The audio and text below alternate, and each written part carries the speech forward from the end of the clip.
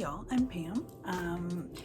If you hear Spider-Man behind me, please don't come for me, Marvel. My family is watching it and they're really loud, so forgive me. I wanted to come with a quick reminder on why it's a good idea to aerate your soil. I've talked about hydrophobic soil before.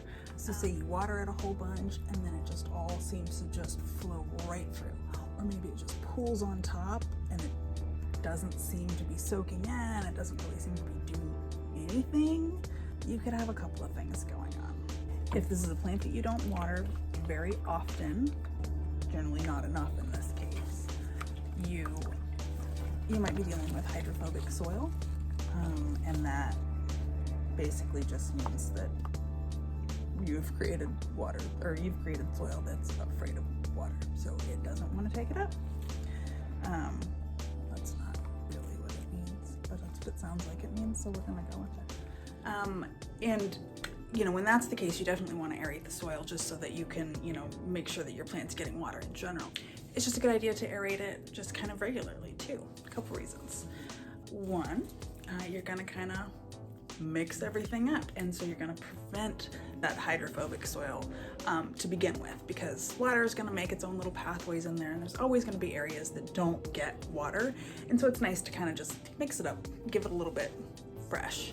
And you should be kind of mixing probably systemic insecticide into your soil every now and then anyway. Another good reason is, especially for any of you who are like me and are kind of haphazard potters, if you're not super careful, it's pretty easy to get air pockets in your soil, and you don't always know that they're in there. And by air pockets, I literally mean parts of the soil that didn't get places, and there's just pockets in between roots here and there that don't have any dirt.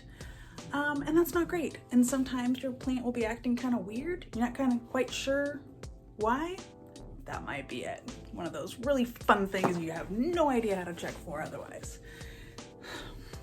Yeah, a good way to know about that, again, is if you're aerating it. Aerate it with whatever. I mean, a water meter. Do you have a water meter? Get a water meter. A toothpick, a chopstick, your finger, all the things. Your finger's actually good for when the soil is pretty loose. That is a good time to go in and check for air pockets.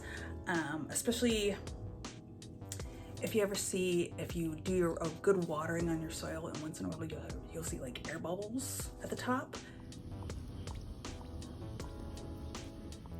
That's a good time to go in and mix everything up, because those are air bubbles. Where do they come from? Air pockets. Where are those? Here. So there you go. If you do find that you've got an air pocket, if you're poking in here and the dirt falls down in there, it'll be pretty obvious. You've got holes on the top here. If you've got extra soil, fill it in. Don't compact it, but do lots of hitting. And do a lot of this when you're potting, and try to avoid this in the first place, which is ideal. I tend to repot a whole bunch of plants at one time though, and so I get kind of,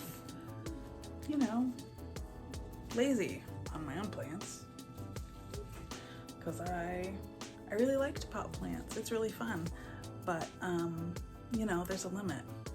And when I get home and I'm quickly potting something for some reason, yeah, not generally my best work. Sorry. But I'm here to make up for it by sticking my finger in and getting rid of all the air pockets. There you go.